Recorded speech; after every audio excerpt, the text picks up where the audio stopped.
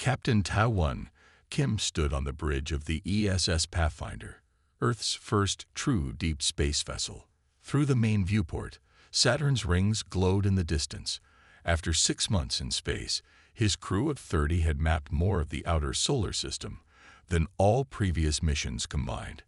"Captain, we're picking up something strange," said Officer Yunji Park. Her fingers moved quickly across the control panel. "It's not one of ours." Taiwan walked to her station. "Show me." The screen displayed an object moving erratically near Titan. It was sleek and silver, about twice the size of their ship, and it was damaged. One side glowed red-hot. "Is it a meteor?" asked Taiwan. "No, sir." Yunji looked up, her eyes wide. "It's changing course. It's under power." The bridge fell silent. Everyone understood what this meant. They were not alone.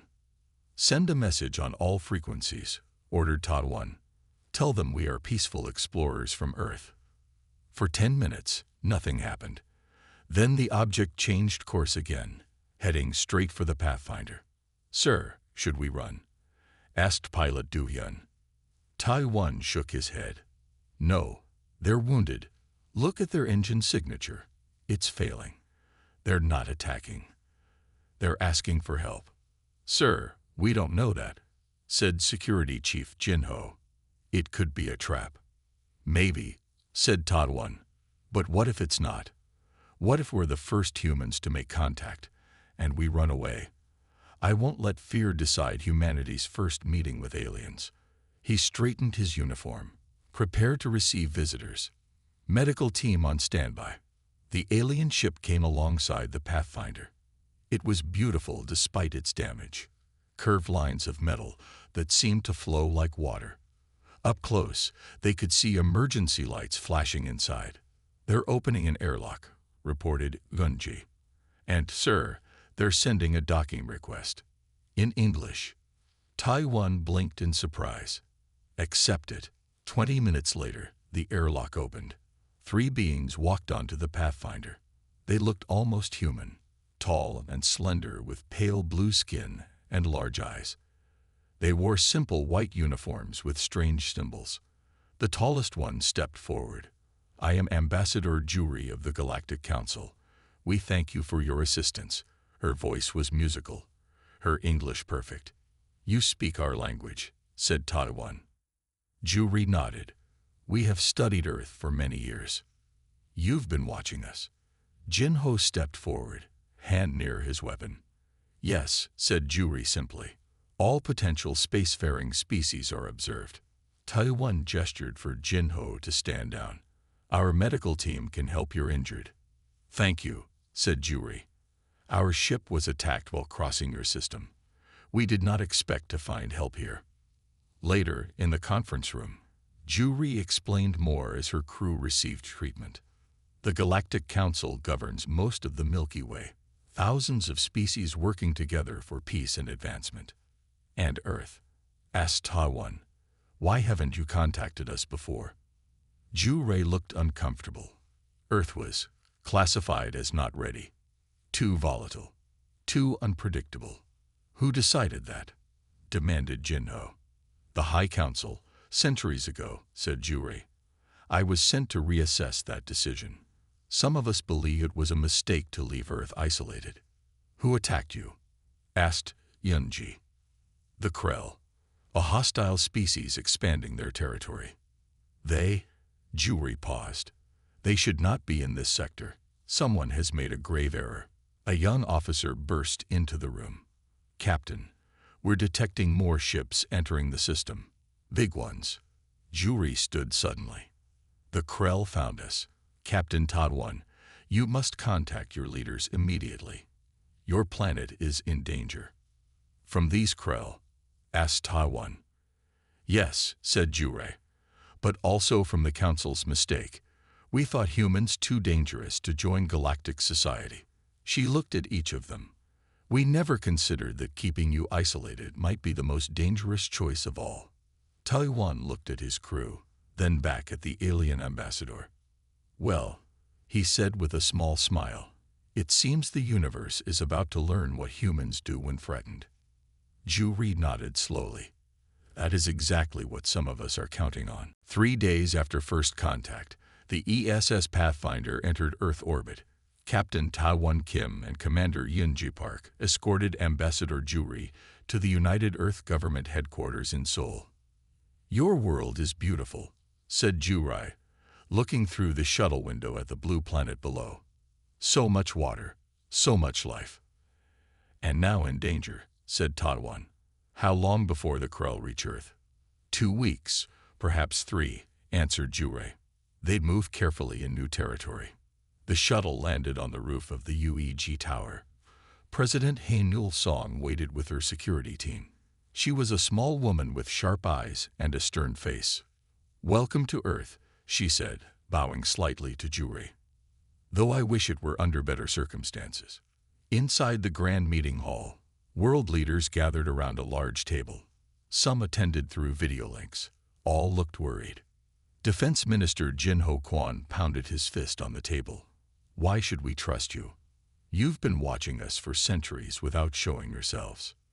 Jin Ho warned President Hae-Nul. "Let's hear what the ambassador has to say." Juri stood and touched a small device on her wrist. A 3D map of the galaxy appeared above the table. Tiny lights showed thousands of worlds. "The Galactic Council has existed for 50,000 years, she explained. "We unite over 3,000 species in peace." "Except humans," said Jin-Ho. "Yes," admitted Juri. "That was our mistake. You were judged too. Unpredictable." "What does that mean?" asked President Hae-Nul. Juri hesitated. "Humans adapt faster than any species we've encountered. You advance in decades what takes others centuries." Some council members feared what humans might become. The room grew quiet as everyone considered this. "So they left us alone, unprotected," said Yoon-ji. "And now these Krell are coming." "I've contacted the council," said Juri. "I requested protection for Earth." "And?" asked Ta-Won. Juri looked down. "They refused. They called it an internal human matter." Angry voices filled the room. President Hae-Nul raised her hand for silence. "What exactly are these Krell?" she asked. Juri touched her device again. The image changed to show insect-like ships. "The Krell are warriors. They take what they want. They've attacked 15 worlds in the past century." "And the council does nothing?" asked Jin-Ho. "The council protects its members," said Juri. "Earth is not a member." Jin-Ho stood up. "Then we'll protect ourselves. Show us their weaknesses." Juri shook her head.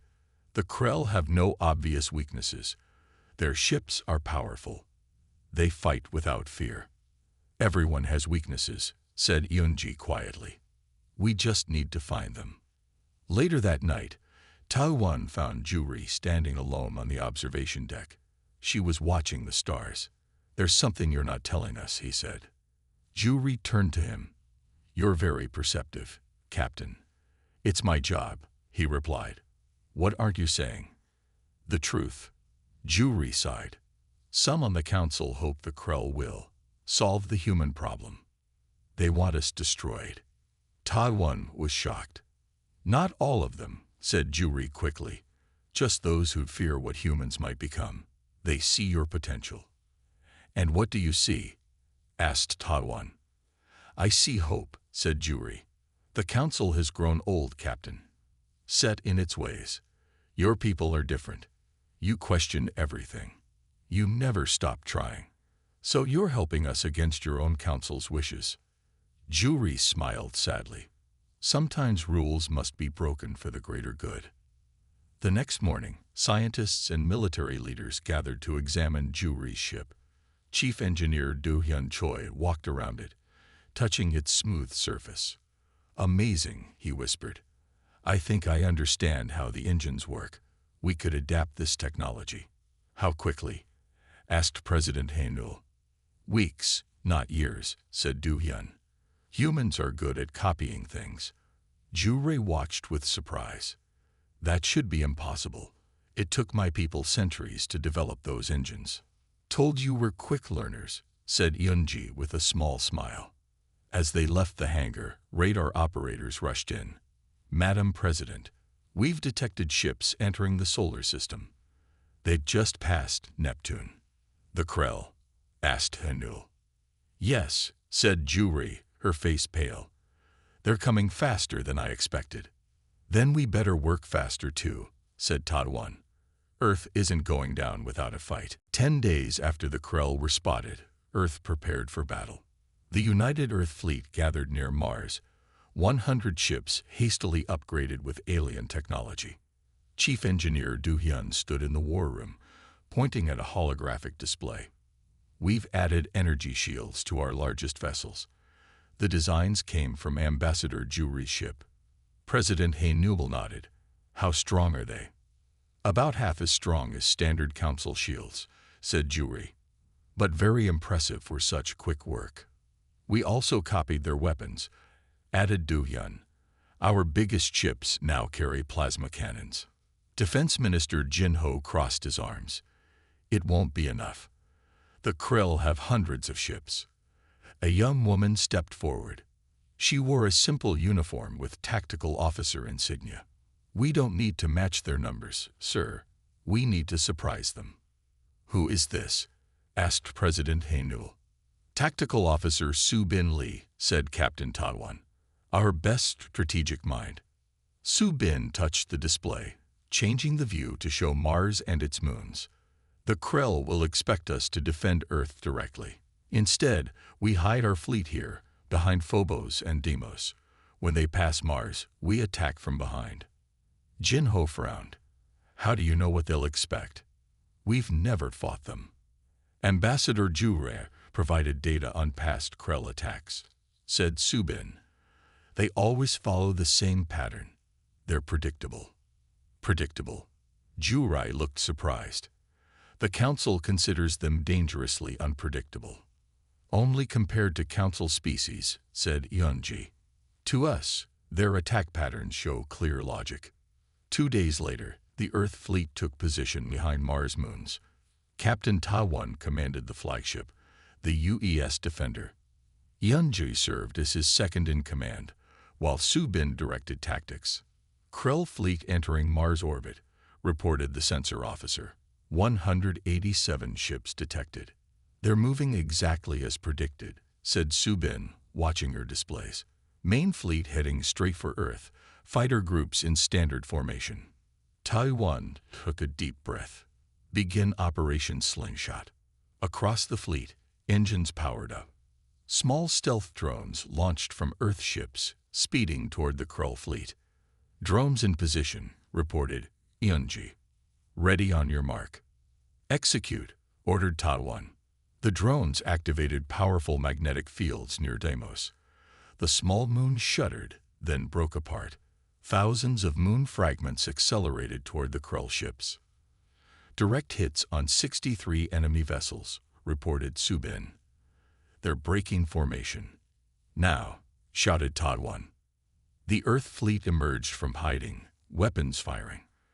Plasma beams struck confused Krell ships from behind.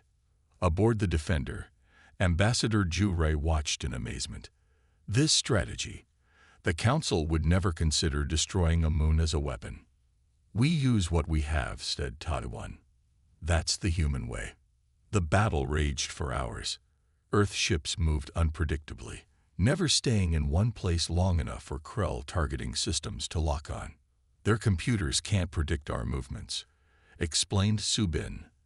They rely too much on battle algorithms. But despite early success, Earth's forces began to falter. Krell ships outnumbered them, and their weapons were stronger. We've lost 23 ships, reported Yunji grimly. Shields failing on 12 more. Juri moved to a communication console.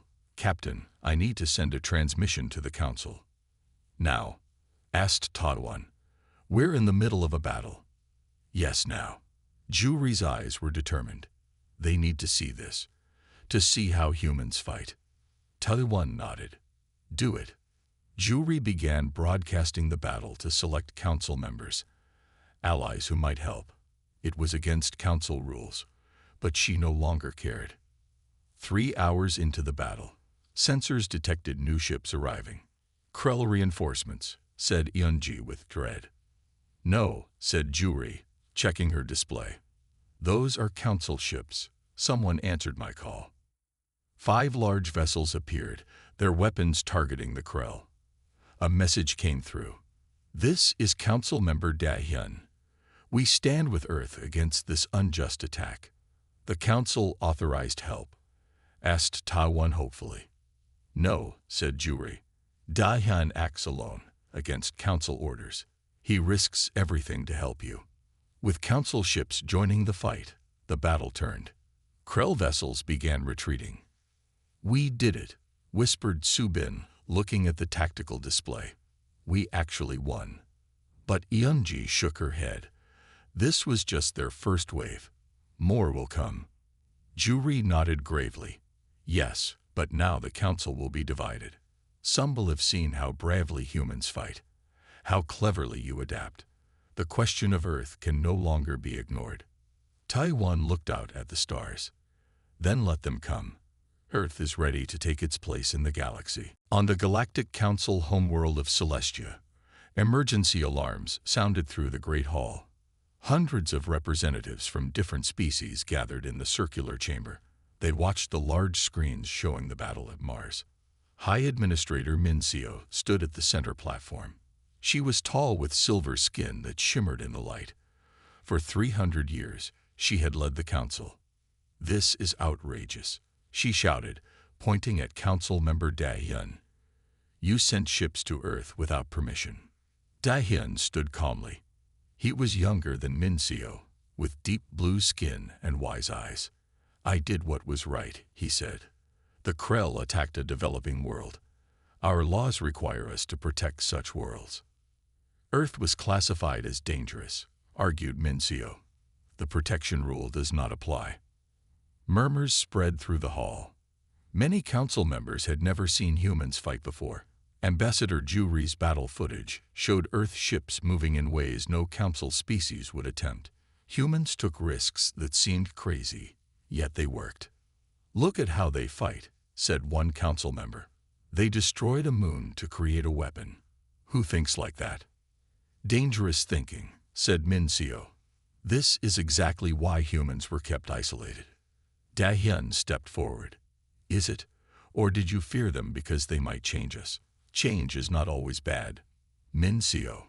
The debate raged for hours. Meanwhile, on a smaller screen, reports showed more Krell ships gathering near Jupiter. A young council aide approached Min-seo with a datapad. She read it and frowned. More Krell ships entering the Sol system, she announced. At least 300. Earth cannot survive such numbers, said a reptilian council member. Perhaps that is for the best, whispered Min-seo to her closest advisors. But her whisper was caught by recording devices. The words echoed through the hall, causing shocked silence. Da-hyun's eyes narrowed. Did you just suggest Earth's destruction would be for the best? High Administrator, did you want the Krell to attack Earth?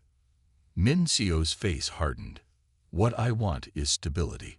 Humans advance too quickly. In 1,000 years, they would dominate the council. Everything we built over 50,000 years would change. So you kept them isolated, said Jury's voice. She appeared on a screen, transmitting from the UES Defender. And now you would let them die. I made a choice for the greater good, said Min-seo. Sometimes sacrifices must be made. The council erupted in angry shouts. Many members had voted to isolate Earth based on Min-seo's recommendations. They hadn't known her true motives. We must vote again, demanded Da-hyun. Earth deserves our help. There is no time for voting, said Jury desperately. The Krell will reach Earth in days. On Earth, President Hae-nul received the transmission from the council. She listened to Min-seo's confession with a cold face. So that's how the galaxy works, she said to her advisors. The strong decide who lives and who dies. Defense Minister Jin-ho nodded grimly. Then we must become stronger. Captain Taiwan, what forces can we still deploy? Taiwan, check the battle reports. 47 ships still combat ready. Engineer Du Hyun has upgraded our weapons based on Council technology, but against 300 Krell ships. We need something they won't expect, said Tactical Officer Subin. Something no Council species would try. What about the gas mines on Jupiter? Suggested Unji. We could ignite them. Jinho looked shocked. That would create a massive explosion. It might damage Jupiter itself. Exactly, said Subin. The Krell are gathering there. They would never expect us to damage a planet in our own system. Back on Celestia, the Council continued arguing. Then a new alert sounded. Energy spike detected in the Jupiter region, reported a technician. Massive explosion. The screens showed Jupiter's atmosphere lighting up with fire. Hundreds of Krell ships caught in the blast disappeared. By the stars, whispered Dahyun. They ignited the hydrogen mines. No Council species would ever consider such an action. Min-seo stared at the screen, her face pale. This is why I feared them. They do what we cannot imagine. No, corrected Dahyun. They do what we are too afraid to imagine. And now we must choose. Help them or face them as future enemies. Council member Dahyun's personal fleet arrived at Earth just as the remaining Krell ships launched their attack. His 20 vessels joined Earth's surviving 40 ships in orbit. Together, they faced over 100 Krell warships that had escaped the Jupiter explosion. Dahyun sends his greetings, said Ambassador Juri on the bridge of the UES Defender. Its ships will follow Earth Command. Captain Taiwan looked surprised. A Council fleet taking orders from humans. These are unusual times, said Juri with a small smile. Commander Yunji stepped forward. Captain, I suggest we put Subin in charge of coordinating both fleets. She understands both our tactics and Council technology. Tactical Officer Subin looked nervous but determined. I can do it, sir. I studied the Krell attack patterns and Council ship capabilities. Make it happen, ordered Taiwan. Within an hour, Subin created a new battle plan combining Earth and Council ships in ways never tried before. Earth vessels would make quick, unpredictable attacks, while Council ships provided shield support from standard formations.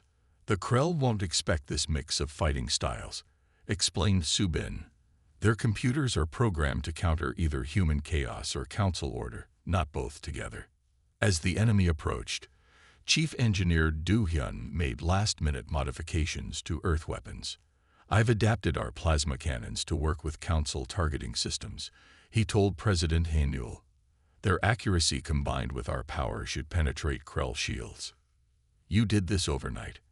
Asked Dahyun's chief scientist, amazed. Do Hyun shrugged. We needed it done, so we did it. The battle began with Krell ships firing on Earth's orbit stations, but instead of defending in place, Earth ships darted away, leading Krell vessels into carefully planned traps where Council ships waited. Combined fire on Target Group 3, ordered Subin from the command center. Earth and Council ships fired together. Their coordinated attack broke through Krell shields, destroying 7 enemy ships at once. It's working, exclaimed Jure. For 3 hours, the combined fleet fought using Subin's hybrid tactics. Human unpredictability, paired with Council precision, confused the Krell commanders. Unable to predict the next move, Krell ships began making mistakes. During the battle, Yunji noticed something strange. Captain, look at the Krell communication patterns. They keep receiving signals from outside the system. Taiwan studied the data. Someone's giving them orders remotely. Can we trace it? Already working on it, said Yunji. The signal. It's coming from Celestia, from the Council homeworld. Juri's face paled. Min-seo, she must be helping the Krell. As the battle turned in Earth's favor, Du Hyun discovered something in captured Krell computer systems. These attack orders, he said, scanning the alien code. They're written in Council standard format, not Krell language. The Krell were following council instructions. "Get this information to Dahyun immediately," ordered President Haenul. "The council needs to know what Min Seo has done." By the 6th hour of battle, the remaining Krell ships began retreating. Earth had lost 11 more ships, but the enemy had lost over 60. "We did it," said Tadwan, watching the Krell flee. "We actually beat them." "Not just beat them," said Jurai, looking at the battle data. "You've done something no one has done in 500 years. You drove the Krell back decisively." Across council worlds, Beans watched recordings of the battle with amazement. Earth ships performed maneuvers council captains would never attempt. Human crews kept fighting even when their ships were heavily damaged. On the Defender's Bridge, Dahyun contacted Ta-1 through hologram. "Captain, your tactics were eye-opening. My fleet captains are already asking to learn from your officers." "We're happy to teach," said Ta-1. "And to learn. Your ships have impressive technology." "This is how it should be," said Dahyun. "Species working together, sharing strengths." Later, as Earth celebrated its victory, Juri met with President Haenul privately. "The evidence about Min Seo helping the Krell has caused chaos in the council," said Juri. "Many members are calling for her removal." "Good," said Haenul firmly. "But Earth wants more than just her removal. We want a seat on the council." "After today's battle, many will support that," said Juri. "You've proven yourselves worthy allies." "Not allies," corrected Haenul. "Equals. Earth will accept nothing less." Juri nodded slowly. "The galaxy is changing, President Haenul, and humans are the cause." "No," said Haenul. "The cause was the Council's mistake. Keeping us isolated only made us stronger." 1 month after the battle, Earth launched its diplomatic mission to Celestia. President Haenul selected Ji Woo Kang, Earth's top diplomat, to lead the team. Captain Ta-1, Commander Yunji, and Ambassador Juri joined them. "Remember," said President Haenul at the departure ceremony, "we come as equals, not as beggars. The Council needs Earth as much as we need them." Ji-Woo nodded. She was a small woman with intelligent eyes and a calm voice. "We bring 3 demands: Council membership for Earth, punishment for Min Seo, and protection against future Krell attacks." The Earth delegation traveled on Dahyun's flagship. During the week-long journey, Ji-Woo studied Council customs and politics. "Council meetings follow strict rules," explained Juri. "Each speaker gets exactly 5 minutes. No interruptions allowed." Ji-Woo smiled. "Then we'll need to be creative with those 5 minutes." When they arrived at Celestia, thousands of beings filled the streets to see the humans. Some looked curious, others fearful. News of Earth's victory had spread across the galaxy. In the Great Hall, the full council gathered, 3,000 representatives from all member worlds. High Administrator Min Seo still held her position, though many now questioned her leadership. "The Council recognizes Earth's delegation," announced the meeting moderator. "You may present your case." Ji-Woo stepped to the central platform. Instead of speaking immediately, she activated a hologram showing the Jupiter explosion and Earth ships fighting alongside Council vessels. "Actions speak louder than words," she began. "Earth fought to protect not just ourselves, but the galaxy. We defeated an enemy you've struggled with for centuries." Murmurs spread through the hall. This wasn't the usual formal council speech.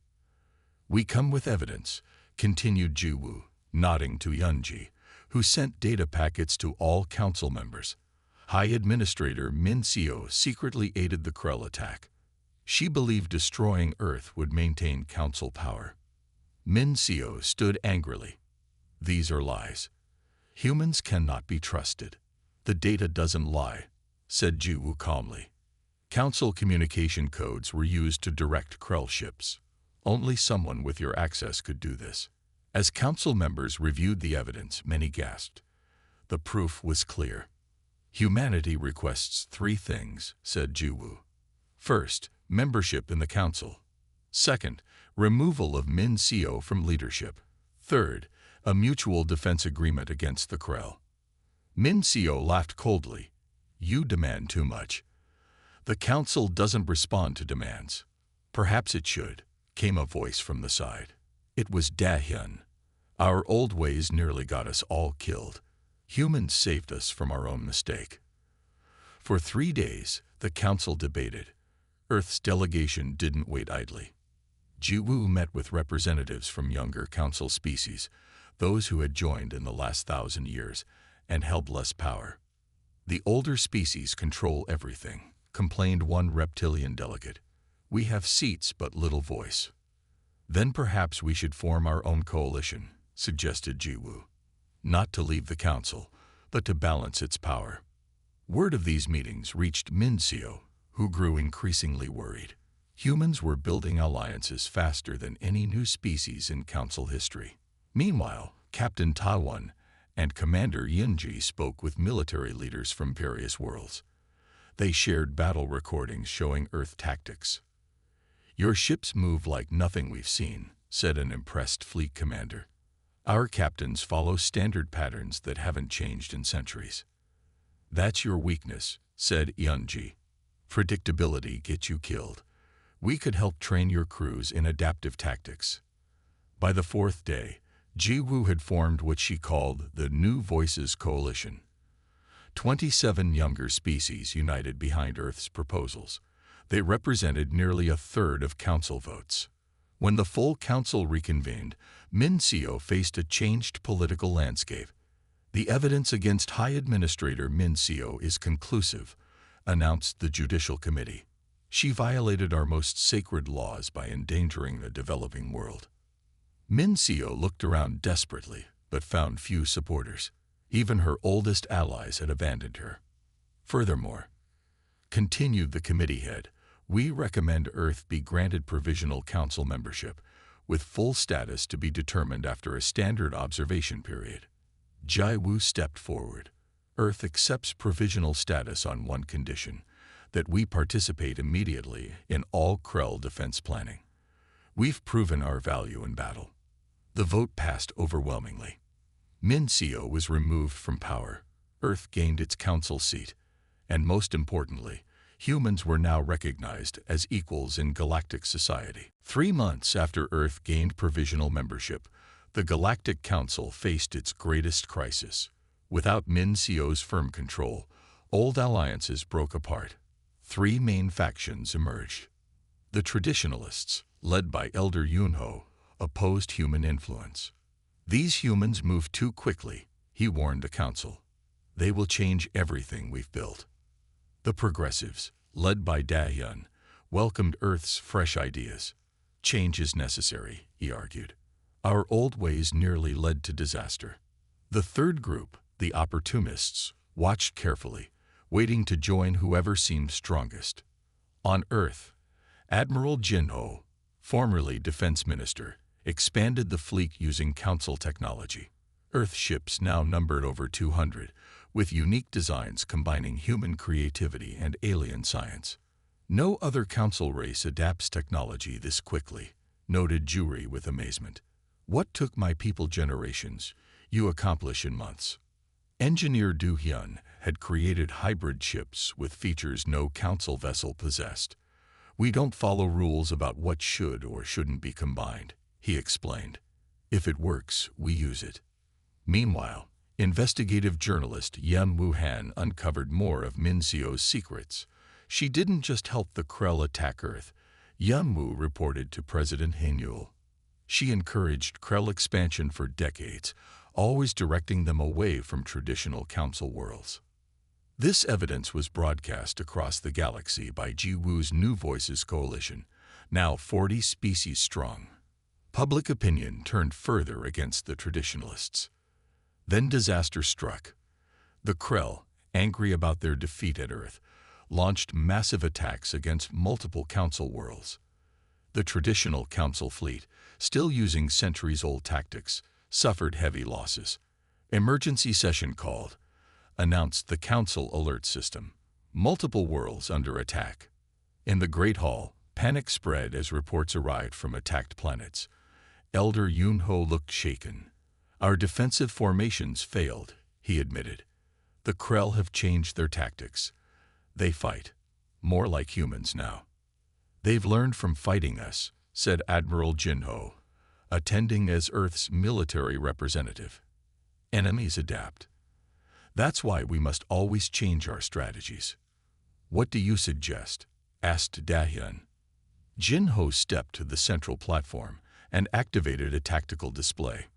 Earth will send 50 ships immediately to the worst-hit systems. We've developed new defensive formations specifically against Krell attacks. Elder Yunho objected. This is outrageous. Earth is only a provisional member.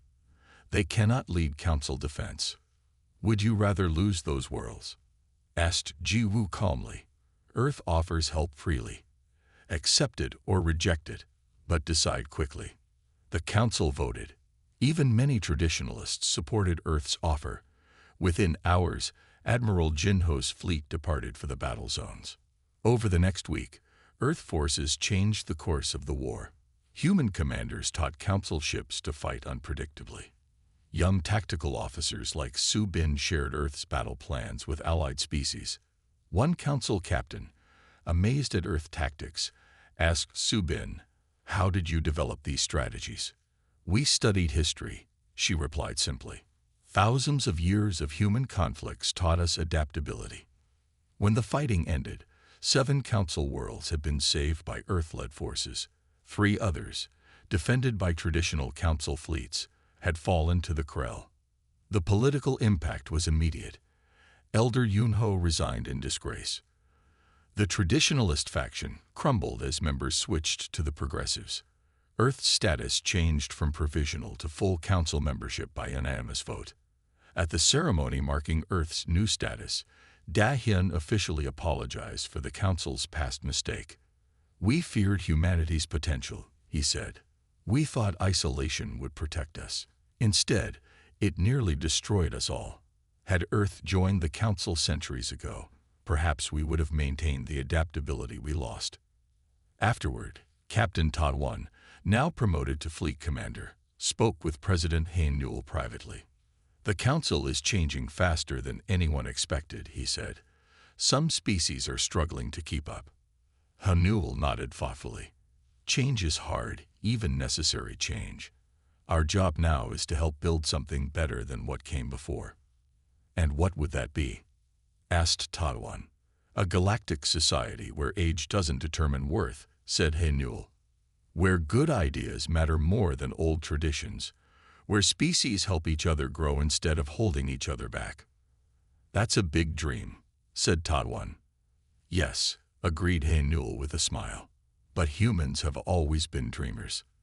That's our greatest strength." 3 months after Earth gained provisional membership, the Galactic Council faced its greatest crisis. Without Minseo's firm control, old alliances broke apart. 3 main factions emerged. The traditionalists, led by Elder Yunho, opposed human influence. "These humans move too quickly," he warned the Council. "They will change everything we've built." The progressives, led by Dahyun, welcomed Earth's fresh ideas. "Change is necessary," he argued. "Our old ways nearly led to disaster." The third group, the opportunists, watched carefully, waiting to join whoever seemed strongest. On Earth, Admiral Jinho, formerly Defense Minister, expanded the fleet using Council technology. Earth ships now numbered over 200, with unique designs combining human creativity and alien science. "No other Council race adapts technology this quickly," noted Juri with amazement. "What took my people generations, you accomplish in months." Engineer Do-hyun had created hybrid ships with features no Council vessel possessed. "We don't follow rules about what should or shouldn't be combined," he explained. "If it works, we use it." Meanwhile, investigative journalist Yun Woo-han uncovered more of Minseo's secrets. She didn't just help the Krell attack Earth. Yun-woo reported to President Hae-Newell. She encouraged Krell expansion for decades, always directing them away from traditional Council worlds. This evidence was broadcast across the galaxy by Jiwu's New Voices Coalition, now 40 species strong. Public opinion turned further against the traditionalists. Then disaster struck. The Krell, angry about their defeat at Earth, launched massive attacks against multiple Council worlds. The traditional Council fleet, still using centuries-old tactics, suffered heavy losses. Emergency session called. Announced the Council alert system. Multiple worlds under attack. In the Great Hall, panic spread as reports arrived from attacked planets. 5 years after first contact, Captain Taiwan stood on the observation deck of the Coalition headquarters. The massive space station orbited a newly terraformed world that housed representatives from 200 species. Below, the planet shimmered with lakes and forests that hadn't existed 2 years ago. "Hard to believe how much has changed," said a familiar voice. Taiwan turned to see Ambassador Juri. Now serving as the Coalition's diplomatic coordinator, she had become one of Earth's strongest allies. 5 years, said Taiwan. Sometimes it feels like yesterday we found your damaged ship near Saturn. The best mistake I ever made, replied Juri with a smile. Getting shot down in your solar system. They watched as ships from dozens of worlds docked at the station. Today marked the official opening of the Coalition Academy, a new institution where species from across the galaxy would learn from each other. The first class has students from 117 worlds, said Juri, including 3 Krell. Taiwan raised his eyebrows. Former enemies studying alongside each other. Min Seo would hate this. Min Seo is wrong about many things, said Juri, but especially about humans. In the 5 years since Earth joined Galactic Society, the old order had transformed. The Council still existed, maintaining important traditions and handling long-term planning. But the Coalition now managed daily operations across the galaxy, using flexible teams that could adapt quickly to new challenges. President Haenul, now in her second term, arrived for the opening ceremony. Commander Yunji and Admiral Jinho accompanied her, along with engineer Du Hyun and diplomat Jiwoo. Earth's famous 5, whispered an alien student as they passed. The ones who changed everything. The ceremony took place in the Academy's Great Hall. Representatives from all member worlds attended. Even several former traditionalists had accepted invitations. Da Hyun, now serving as Coalition Chairman, opened the proceedings. 5 years ago, a damaged ship entered Earth's solar system. What seemed like chance was actually the beginning of a new era. Today, we celebrate not just this academy, but a new way of existence for all our peoples. President Haenul spoke next. Humans spent centuries looking at the stars, wondering if we were alone. Now we know we're part of something greater. But that doesn't mean losing what makes us unique. The Coalition succeeds because each species brings different strengths. Around the galaxy, billions watched the ceremony on viewing screens. On Earth, crowds gathered in major cities to celebrate. Children waved Coalition flags alongside Earth banners. After the speeches, Du Hyun led tours of the Academy's science facilities. His terraforming techniques had transformed 15 dead worlds into habitable ones, ending resource wars that had raged for centuries. The key was combining technologies that no one thought could work together, he explained to a group of students. Humans are good at ignoring rules about what's impossible. In the Tactical Center, Su Bin, now a senior instructor, trained mixed species teams in adaptive combat.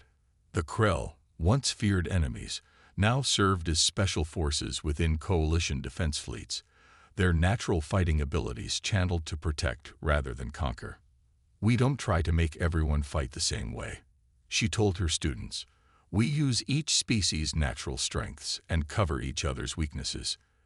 As evening approached, Taiwan found a quiet moment with President Haenul. Did you ever imagine this? He asked, gesturing at the diverse crowd mingling peacefully. When we found Juri's ship, did you think it would lead here? Haenul shook her head. Never. I was just hoping Earth would survive. And now we're helping leave the galaxy, said Taiwan, because the Council made one crucial mistake. "What mistake was that?"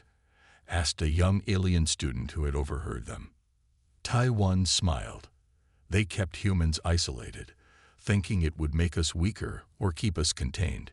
Instead, humans developed differently," finished Hey Newell. "We never stopped questioning, adapting, imagining new possibilities. When we finally joined Galactic Society, we brought fresh perspectives that were desperately needed."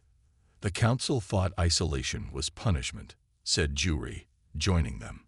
"It was actually preparation. As stars appeared above the new world, ships from 100 worlds lit up the night sky.